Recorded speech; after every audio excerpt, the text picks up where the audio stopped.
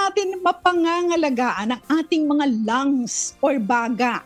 Yan po ang ating pag-uusapan ngayong hapon. So please welcome to our program ang isang napakahusay na doktora at napakagaling kumanta na doktora, the head of the section of respiratory services of the Lung Center and also the head of pulmonary rehab section of the Lung Center of the Philippines. Let's again welcome for the nth time our expert internist pulmonologist guest this afternoon.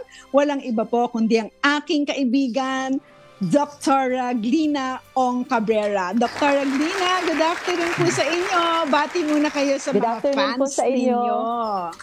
Hello po. Ayan. It's a pleasure to be here and I'm very excited po to see you all again. Ayan, yan ang doktora. Okay, doktora, marami po kami itatanong sa inyo kaya dediretso na po tayo sa ating pag-uusapan.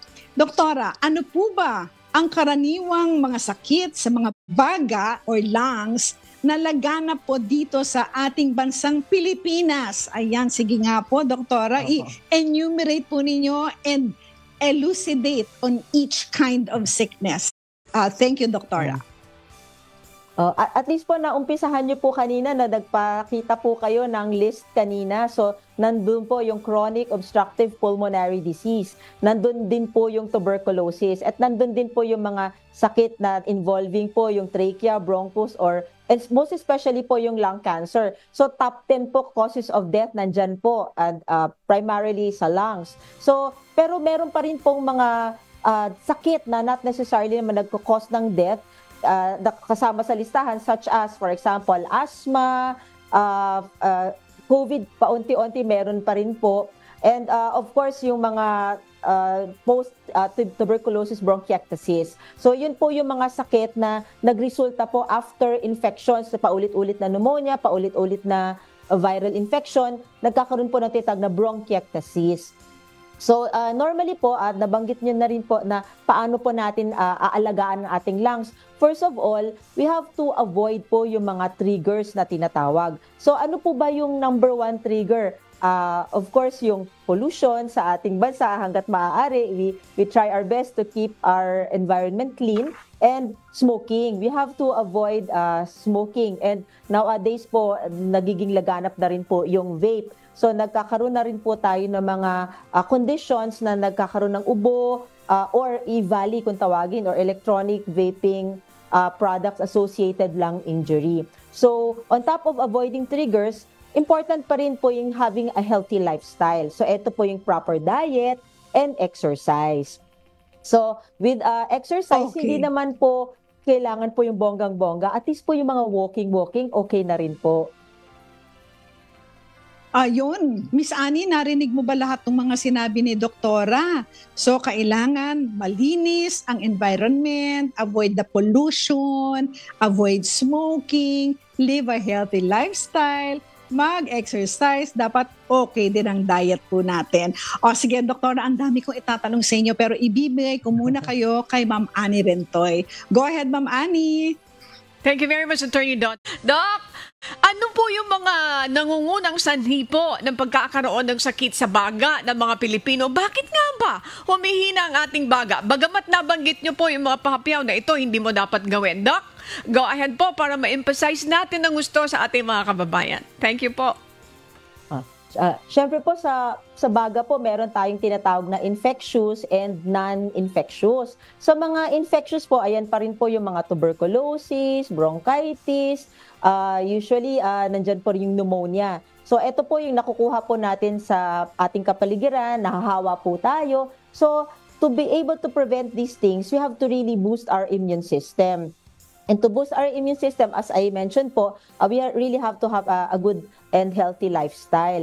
And yung iba naman po na mga sakit, for example nga po yung lung cancer, no? Dumadami po yung lung cancer sa ating bansa. And nung unang panahon, it usually happens sa mga relatively senior na mga kababayan natin. But nowadays po, we're seeing cancer already in younger individuals. And I think po, other than of course exposure to pollution, and of course smoking, malaking contribution na rin po siguro yung stress. So I think marami pong illicit na problema ang stress, no? So pwedeng psychological, but physically nakaka-contribute po siya sa lung health. And of course, yung mga non-infectious or non-communicable diseases kung tawagin, nangunguna po dito yung COPD. And this is because of smoking. So, marami pong nagkaka-problem sa ating mga kababayan when it comes to COPD.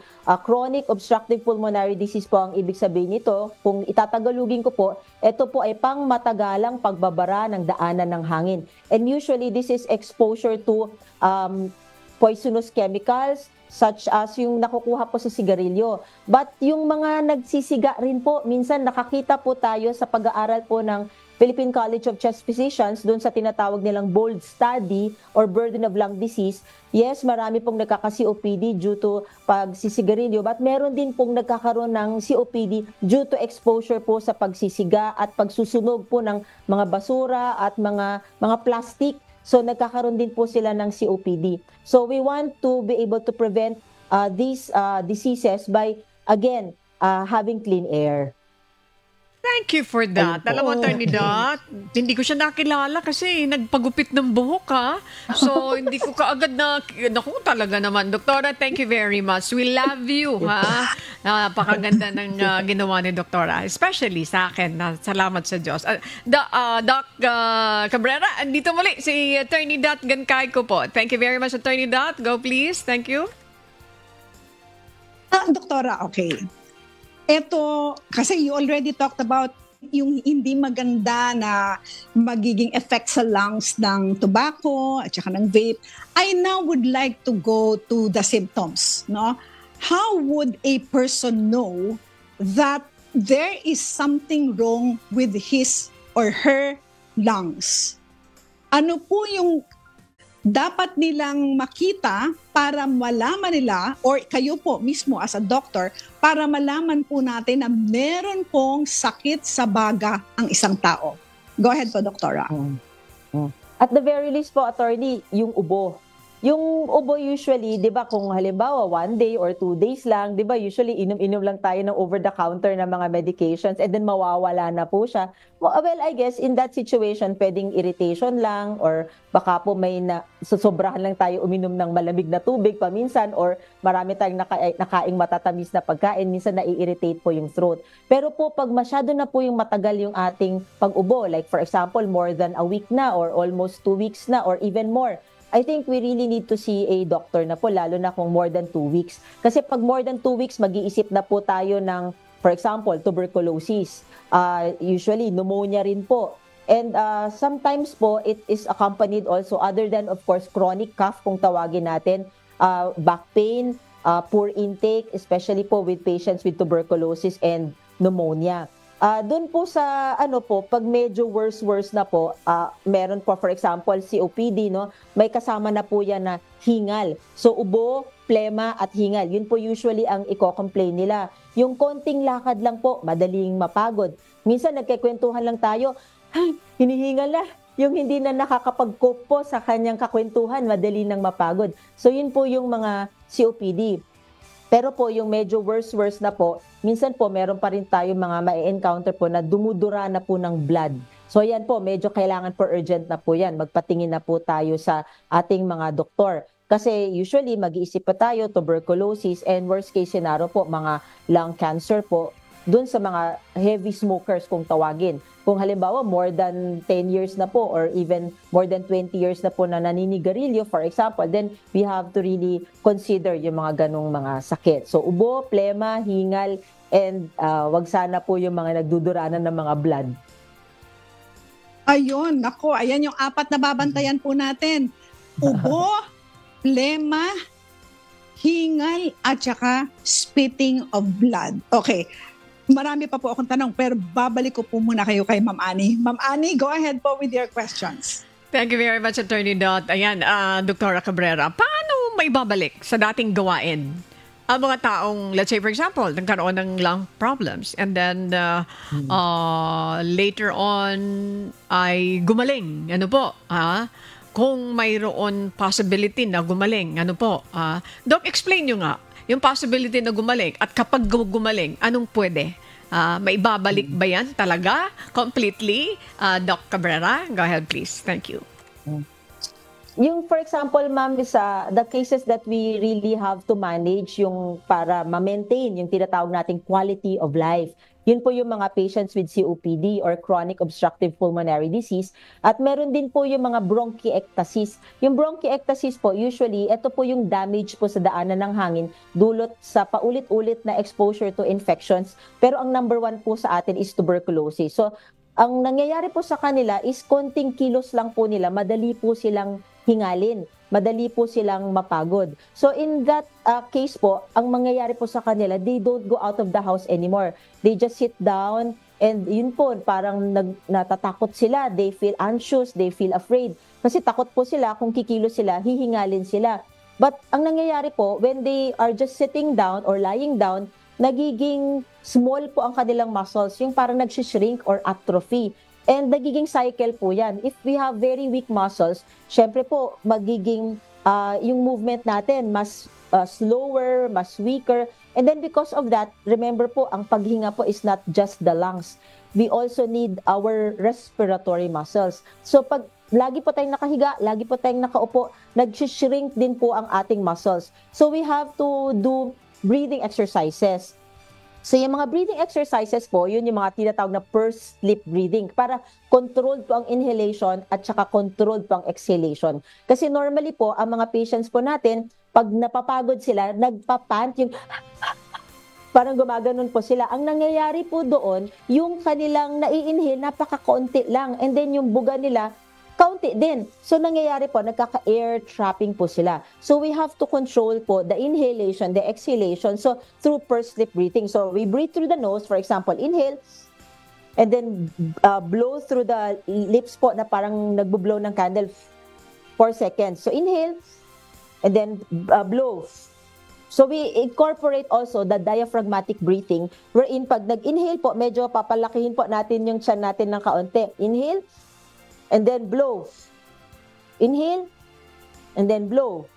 And then, with that, pag na-master po natin, then we incorporate our movement po. So, when we walk, ganun din po ang gagawin. Inhale, exhale, and then we also do that during going up the stairs. But, minsan po, na-observe po namin na hindi nila ma-coordinate. Tayo pong mga Pilipino, na-observe natin, di ba, mahilig po tayong kumanta. So, yung breathing po sa pagkanta, we incorporated it in the pulmonary rehab program. Kasi po, when we are singing, yung tamang breathing po sa singing, yun talaga po ang tamang paghinga. So, for example, we teach our patients, kahit mag-sing po sila, we tell them to sing sa karaoke or sa videoke. So, for example, inhale, exhale, tapos inhale, So at this, with the singing po, we are able to teach them how to control exhalation and expiration. So that is po for patients with COPD. And when they master already the exercises sa paghinga, then we incorporate exercise training po. But we also have to educate them so that they will know about the disease. Napakagaling. Yes. Ang husay-husay ni Doktora. Pero Miss Annie, sandali na lang. Alam ko, malapit na yung time na dapat tayo mag-end. Pero ito napaka-importante. Doktora, one last reminder po sa lahat po ng mga magulang kung paano po nila papalakasin ang mga baga ng mga anak nila. Kasi sometimes it's already too late. Mali yung ginawa natin. Like maybe siguro yung anak mo ay tinago mo lang sa loob ng isang kwarto, hindi lumalabas, walang hangin, etc. etc. Doktora, please, bahala na po kayo kung anong gusto po ninyong sabihin para sa mga magulang natin na nakikinig po ngayon. So, Attorney Dot, i-pick up ko lang yung sabi mo, yung kinukulong sa kwarto. Importante po yung proper ventilation kasi minsan po nasa room lang, puro aircon. Especially kung walang proper ventilation, natutubuan po yun ng molds. Yung mga molds, pwede po mag-trigger yun sa asthma. So, ideally po, if tayo po lumaki, naglalaro sa labas, we run, we play, we socialize. So, yung pagka naglalaro po tayo or doing sports, for example, it's a one way of strengthening not only our muscles po sa arms, sa legs, but important po siya improving cardiovascular health natin po. Kasi lungs and heart, they go together eh. So, other than po yung lifestyle, proper diet, ideally po, marami po sa mga kabataan natin na nahihikayat po gumamit ng vape. Hindi po siya healthy alternative dun sa mga gustong huminto ng smoking. And unfortunately, na-attract po ang ating kabataan sa paggamit noon. We are already seeing a lot of kids po getting sick because of that. So, ang choice po, clean air po talaga. We have to promote clean air, clean environment, and healthy lifestyle for our children. Ayun, kompletong-kompleto. Miss Annie, at this time, wala na Alam po mo, kasi tayong time. correct. Oo, sige, Opo. Miss Annie. Next Sige, time ulit, go ahead. Doktora. Again, I'm so grateful kayo po ay naging doktor ko diyan sa Lung Center when I was confined. Thank you so much po. Thank you for the love and care you extended to me. Ito na po ako ngayon, Doc. Hindi na po ako inaasma, awa tulong ng Diyos. Nag-follow ako sa instruction niyo. Thank you so much, Doc. Maraming salamat. Mahusay talaga siya, Attorney Doc. Mahusay siya. Attorney. Go, please, Attorney. Nako, Miss Annie. Hindi lang siya mahusay na doktor, napakahusay pa niyan kumanta at sumayaw at mag-aikido. Ay nako, kaya yung asawa po niyan, si JM Leo Cabrera, General Manager namin dito sa Celebrity Club, mag-ingat po siya, mahusay sa aikido. Okay, Dr. Glina Ong Cabrera, maraming salamat po. Thank you very much for your time you po. It's a that you pleasure. spent with us this afternoon. Opo, and we hope to have you back. Of course, Dr. Glina Ong Cabrera is an internist pulmonologist and is the head of the pulmonary rehab section of the Lung Center of the Philippines, or LCP. Maraming salamat and see you again. Bye, Dr. Maraming God bless salamat po. po, Doktora. Sa ngalan muli po ni Kuya Daniel Rason, kami po nagpapasalamat sa ngalan ni Attorney Dot Gancayco at sa lahat ng bumubuo ng serbisyong bayanihan. Thank you very much.